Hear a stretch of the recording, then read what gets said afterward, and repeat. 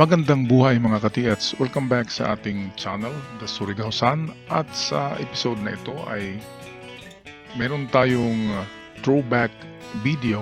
Ito yung ating in-upload muli na video 3 years ago nang ma-upload ito at nagka-copyright. Kaya dinilit ko yung original video nito at aking muling ini-edit para mawala yung copyright niya. Napakagandang kwento nito kasi ito'y totoong treasure recovery sa isang isla diyan sa Leyte. Bago tayo magpatuloy, shout out muna tayo sa lahat ng ating mga kapatid na treasure hunter sa buong Pilipinas, Luzon, Visayas at Mindanao. Well, ang recovery na ito ay katulad ng recovery ni Mang Berto Morales sa Surigao del Sur dahil sa pareho silang gumagamit ng bulldozer. Nitong nakakuha din ito somewhere in Leyte. Okay, at meron ding project katulad din ng kay Mang Berto Morales. Merong project ang gobyerno na irrigation. Ito naman ang project nito ay road widening. At aksidenteng na bulldoze niya ang gilid ng kalsada na mayroong bundok at natamaan yung kahon-kahon na ginto. Kaya ayon sa kwento ay iniwan din ang bulldozer doon sa highway at umalis na yung operator. Dala-dala ang kaya niyang makuha pero walang nakakita na meron siyang kinuha kasi liblib ang lugar na yon at project nga hindi pa pwedeng madaanan ang kalsada kaya walang dumadaan doon, kaya malayang itinago. Baka ibinaon muli ng operator at saka nagdala lamang siya ng kasya sa kanyang bag na gold bars. Well, ito yung sign na yon, square na may dot, 3 X, isang arrow na nakaturo pa itaas at isang parang litrang J. Ang arrow ay literal na nagtuturo pa itaas. Ito yung layout ng design, layout ng site. Mayroong tuog tree na patay na. Sa likod ng tuog tree ay ang cliff or pangpang. At doon sa itaas ng pangpang, dahil doon gumagawa ng daan, doon na bulldoze yung nakabaon na isang kahon na gold bars. So ito pala, kung tingnan natin itong 3X, ito'y 30 meters distance paitaas pala ito. Dahil mayroong arrow dyan na nakaturo paitaas, so paitaas siya. At minsan magkamali tayo na ang square ay under. Depende yan sa pagka-disenyo. Ito kasi ay nakatagilid at may arrow pa itaas, kaya pa itaas ang punta. Pero hindi lahat ng signs, example signs sa Bohol, sa Leyte at dito sa Surigao ay magkapareho ang meaning. Kasi according to treasure hunters noon ay in every region iba ang meaning ng X, iba ang meaning ng Y sa bawat region. Kaya hindi magkapareho. Kaya kailangan talaga diyan ng careful analysis. So ito X equals 10, so times 3 equals 30. Paitaas yan, 30 meters. At doon sa itaas na bulldoze ang isang kahon na gold bars ng bulldozer. Pero hindi yun intentional. Yun ay aksidente lamang, by accident. Karamihan talaga ng treasures na natagpuan is by accident. Example na lamang yung gumagawa ng septic tank at naghukay ng mga poste ng bahay. Yun ang mga by accident na nakakuha. Hindi sinasadya. Kasi nga kung gusto na daw ipakuha yan ng mga nagbabantay niyan, ay talagang lulutang daw yan. Lilitaw. Lulutang siya pa itaas. Galing sa pinakailaliman ng lupa ay lilitaw siya hanggang 2 meters na lamang at madali na lang makuha. Ang iba niyan ay binibigyan ng panaginip. Na panaginipan yan ng iba at nang hukayin nila yung tinuturong lugar sa panaginip ay nakakuha sila. Yan ang pinakamaswerte. Kasi yung tagabantay na mismo ang nagtuturo.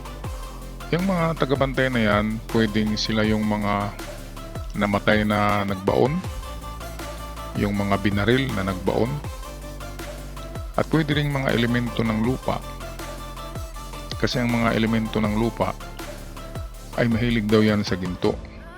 Kaya tinatago nila yan. Nang maibaon yan ng mga Hapon, pagkalipas ng maraming taon ay inaangkin na yan ng mga elemento ng mga lamang lupa. Kaya hindi na siya matatagpuan, hindi na makikita.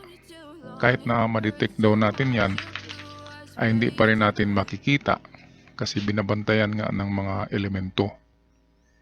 Kaya meron dalawang tagabantay ng treasures, pwedeng mga kaluluwa ng mga nagbaon na mga Pilipino or mga sundalong Amerikano na binaril ng Hapon, at pwedeng mga elemento ng lupa katulad ng mga duwende, engkanto, or kahit na mga kapre.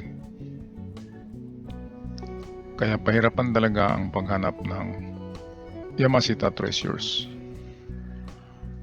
Yung mga sinabi naman na nakuha ng mga kano ng Amerikano, karamihan ng nakuha ng mga Amerikano ay mga individual soldiers gold. Yung nilagay lamang sa mga bato, sucker deposit. Yung nilagay lang sa mga butas ng bato, hollow chamber, at wala itong mapa, kundi mga marker lamang, mga rock formation ang palatandaan, at meron ding marka katulad ng mga letra at mga numero at mga arrow.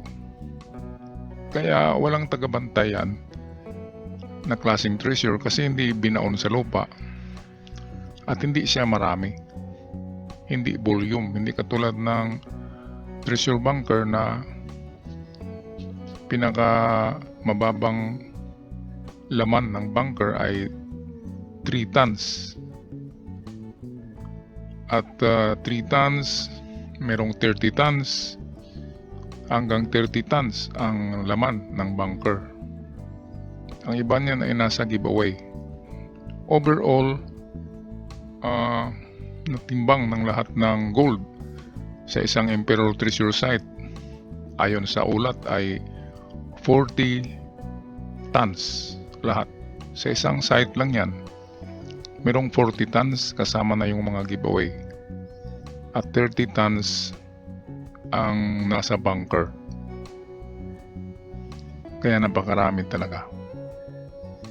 So balik tayo doon sa mga sucker deposit na nakukuha ng mga Amerikano.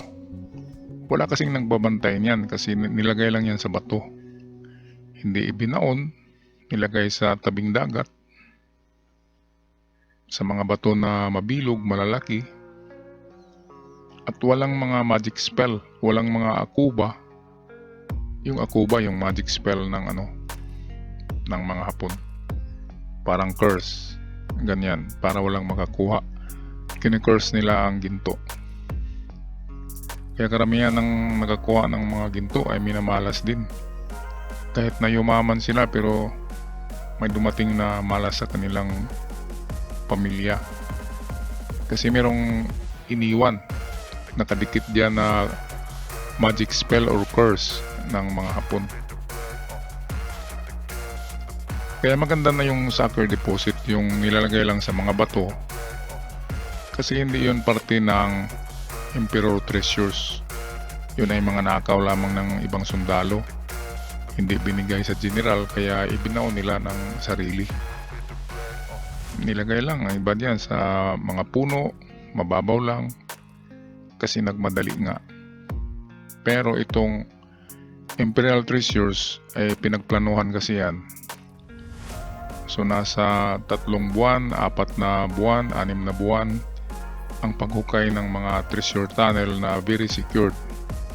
Nakadesinyo, sanga-sanga ang tunnel sa ilalim ng lupa. Secured yan, mga konkreto ang bunkers at merong mga booby traps. Ganyan ang mga Imperial Treasures. Kaya mas maganda na sa atin sana kung ang matagpuan natin ay mga individual soldiers lang. Yung ibinaon lang ng mga sundalo na hindi kasama ng Emperor Treasures. Yun lang ang ating tsansa, pero karamihan kasi niyan ay nahukay na. Karamihan din yan ay binalikan ng Amerikano at karamihan din ay nakuha ng mga magsasaka dahil sa pagbungkal ng lupa, at ang iba ay nakuha ng gumagawa ng mga daan, nabubuldos kasi mabababaw sila. Pero yung mga bunker ay hindi yun basta-basta makuha dahil napakalalim. Pinakamalalim na bunker ay 200 meters deep down below the ground. Pinakamababaw ay nasa 20 meters, 30, 60, 100, and then pinakamalupit ang 200 meters deep.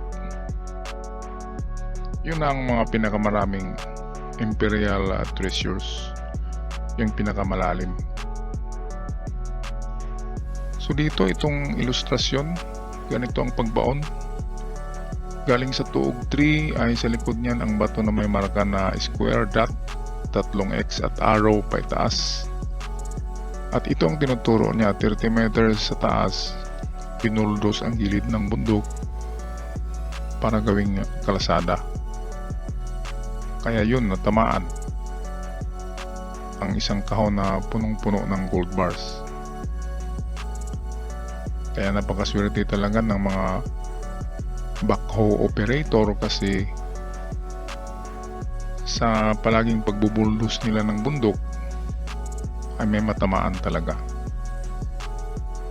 Shout out yan, kudos sa mga bulldozer at backhoe operator na merong mga project sa bundok. Maswerte kayo kasi parang nag-treasure hunt na rin kayo araw-araw.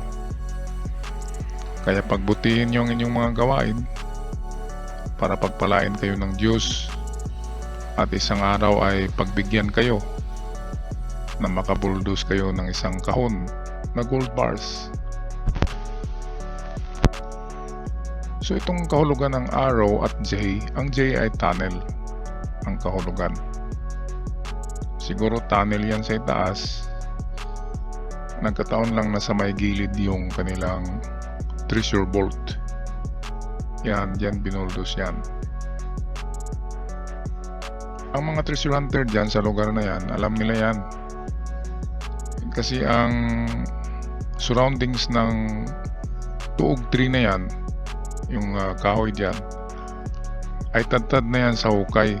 Lahat ng ano dyan, ang area dyan, ang perimeter niyan, tad-tad na hukay na. Lahat na ng diyan ay parang sungkaan. Ang dami ng butas. Pero hindi nila alam na inakyat pala sa itaas ang treasure. 30 meters galing sa ground. Inakyat pa itaas. So, ganyan kagaling ang mga Hapon magtago ng item. At yan ay nakaharap sa dagat. Nakaharap sa east. Ang east kasi ang land of the rising sun. Ang Japan ay nasa east.